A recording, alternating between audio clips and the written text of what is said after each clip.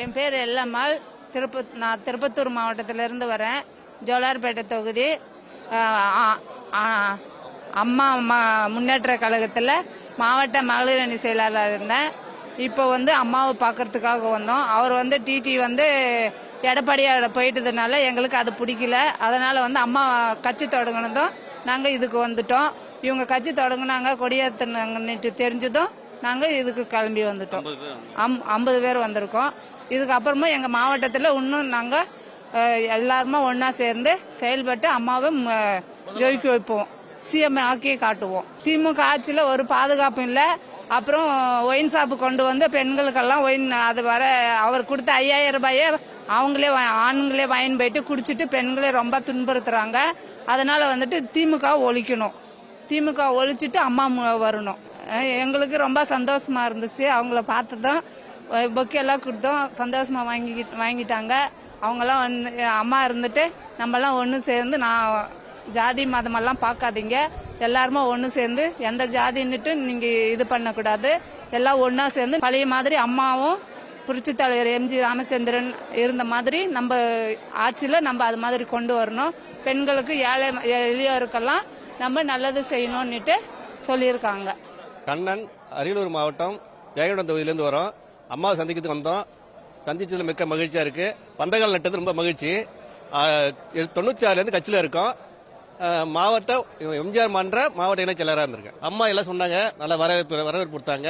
நீங்க எல்லாம் கூட வரணும்னாங்க. எல்லாரும் கண்டிப்பா வர்றோம், நீங்க எந்த காலத்துக்கு கூட எப்போ வேணாலும் வரும்னு சொல்லியிருக்கோம்.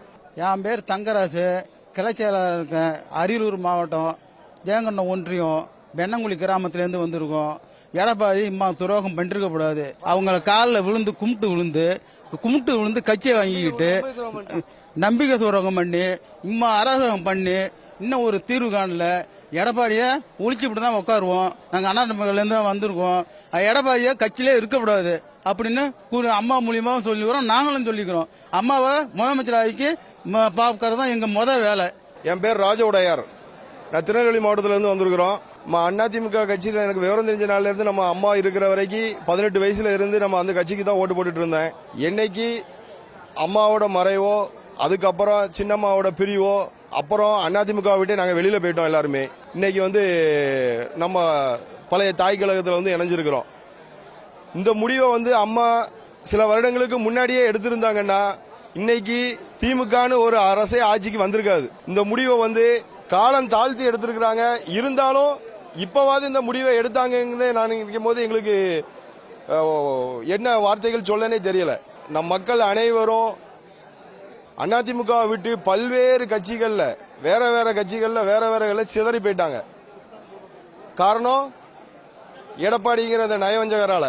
அவர் மட்டும் கட்சியை ஒருங்கிணைச்சி கொண்டு போயிருந்தாங்கன்னா அம்மா கடைசி வரைக்கும் இன்னைக்கு எங்கிட்ட பேசும்போது கூட அதான் அம்மா சொன்னாங்க, நாங்க கட்சியை உடைக்கணும்னு நினைக்கல, எல்லாரும் ஒன்னு சேர்ந்து ஒற்றுமையா கட்சியை பலப்படுத்தணும், அதுக்காக தான் நான் அவ்வளவு வெயிட் பண்ணேன் அப்படின்னு சொல்லி இன்னைக்கு வருத்தப்பட்டு சொல்றாங்க.